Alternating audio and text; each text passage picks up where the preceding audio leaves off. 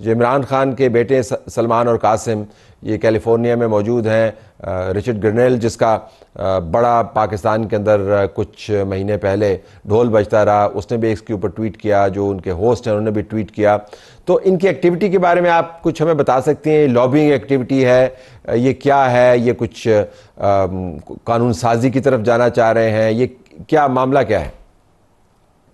जी, बिल्कुल बिल्कुल दादा साहब, ऐसे ही है कि ये काफ़ी आपने बिल्कुल एक लंबी हिस्ट्री भी इनकी बिल्कुल शेयर कर दी।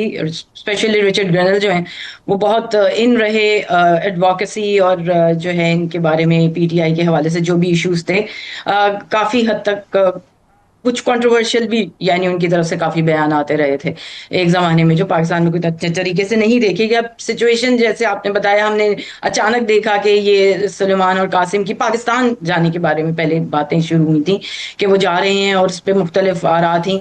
उसके बाद अब उसके बाद ये बताया गया कि नहीं, वो पाकिस्तान बाद में जाएंगे, जो डिफरेंट सोर्सेज हैं जो जिनसे शेयर हो रही थी न्यूज़, बट अमेरिका वो पहले आएंगे।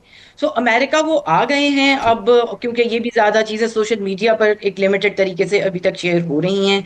और वैसे वो इस वक्त कैलिफोर्निया में है, और रिचर्ड ग्रेनल जो हैं, जो उनका ताल्लुक भी कैलिफोर्निया से ही है, लॉस एंजलिस में ही उनका घर भी है। और फिलहाल अभी ये दोनों बच्चे जो हैं, इमरान खान के बेटे जो हैं, वो इस वक्त वहाँ पर हैं। वाशिंगटन डीसी में वो आएंगे, इसकी कभी इम्कानात है। उसकी वजह ये है कि इनका एक अपना एडवोकेसी ग्रुप जो है, जो स्पेशली डॉक्टर्स जिसको हेड करते हैं बहुत से पाकिस्तान निजात लेकिन अमेरिकन नेशनल्स हैं मेजॉरिटी उनकी, वो काफ़ी उन्होंने एक अब हम देखते रहे हेयरिंग्स हो रही हैं कांग्रेस में, एक के बाद एक, बहुत इस तरह की जो एक्टिविटीज़ हैं जो एडवोकेसी से मुतल्लिक हैं, वो अगर वो किसी तौर पे भी इसमें शामिल होना चाहेंगे, जो कि हमें अब तक यही ख्याल है कि वो किसी ना किसी तौर पे ज़रूर अपनी प्रेजेंस को मार्क करवाना चाहेंगे, तो वो डीसी आएंगे।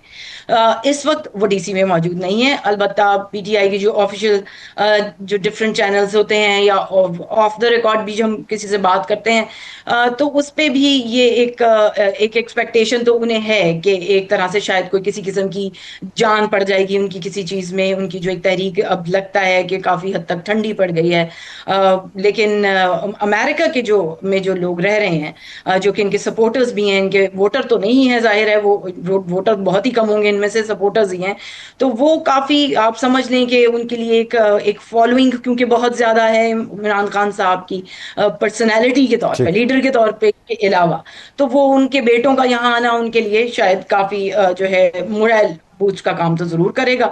फिलहाल अभी वो कैलिफोर्निया में ही है, अभी उनकी मजीद वहाँ क्या एक्टिविटीज हो सकती हैं वो लिमिटेड ही होंगी, क्योंकि देखें लेफ्ट जो हमारा अमेरिका का जो वेस्ट कोस्ट है, वो कोई पॉलिटिकल उन चीजों के लिए कोई खास जाना नहीं जाता, उसका कोई ऐसा असर नहीं है।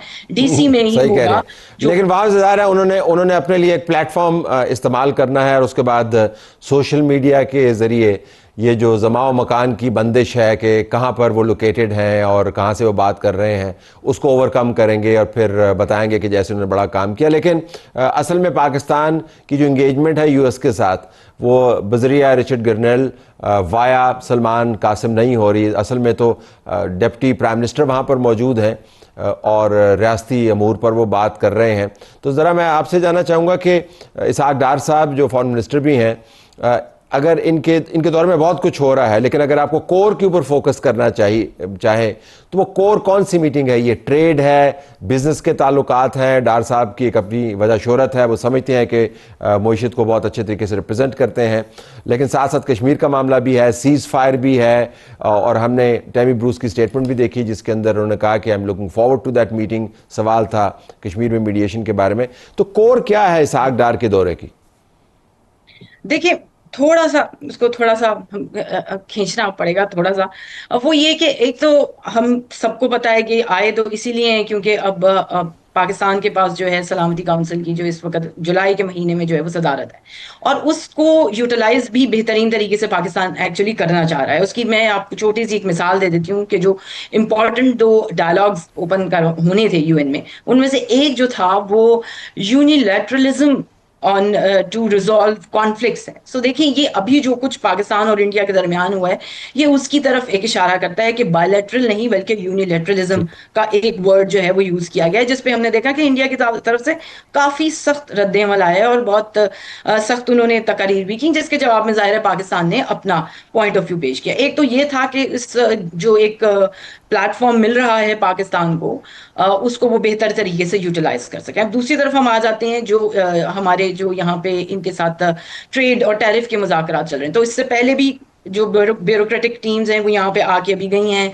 हमारे फाइनेंस मिनिस्टर भी यहाँ थे, अभी पिछले हफ्ते 1.5 हफ्ते वो यहाँ पर रहे हैं, वो गए हैं। लेकिन जाहिर, आप जैसे आपने कहा कि इसहाक साहब खुद ही रहे हैं फाइनेंस मिनिस्टर, और वो समझते भी हैं कि उन चीज़ों में इस पे बात करेंगे। तो आगे आने वाले दिनों में क्योंकि 25 तारीख को उन्होंने डीसी आ जाना है, जो सरकारी मालूमात हैं वो यही हैं उनके मुताबिक, इंफॉर्मेशन के मुताबिक।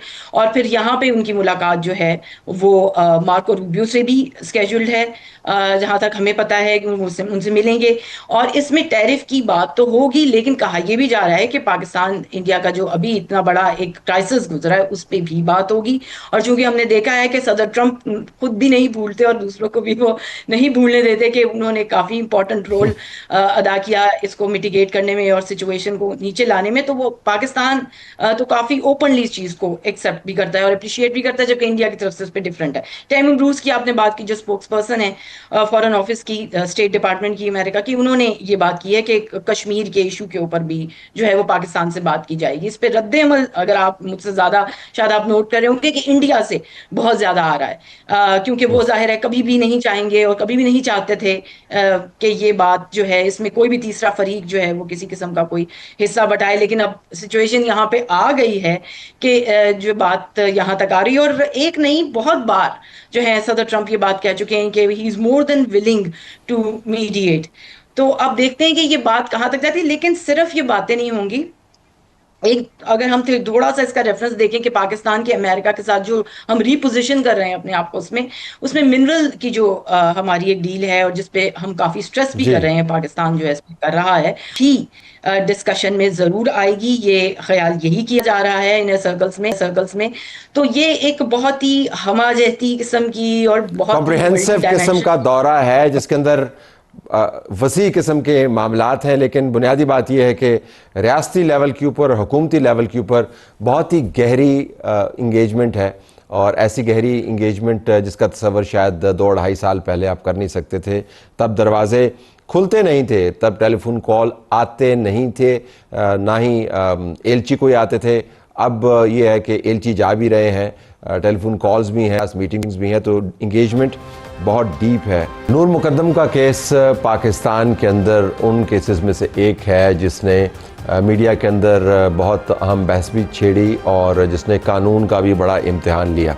अब उस केस के फैसला होने के बाद एक और मरहला हमारे सामने आ रहा है जिसके अंदर ज़ाहिर जाफ़िर, जिसने नूर मुकद्दम को बहुत बेदर्दी के साथ कत्ल किया, मौत की सज़ा पाने के बाद सदर मुमलिकत के सामने रहम की अपील दायर कर रहा है। और हमें बताया जा रहा है कि उसकी ज़हनी कैफियत के बारे में कुछ रिपोर्ट्स को बुनियाद बनाकर ये अपील पुश की जाएगी।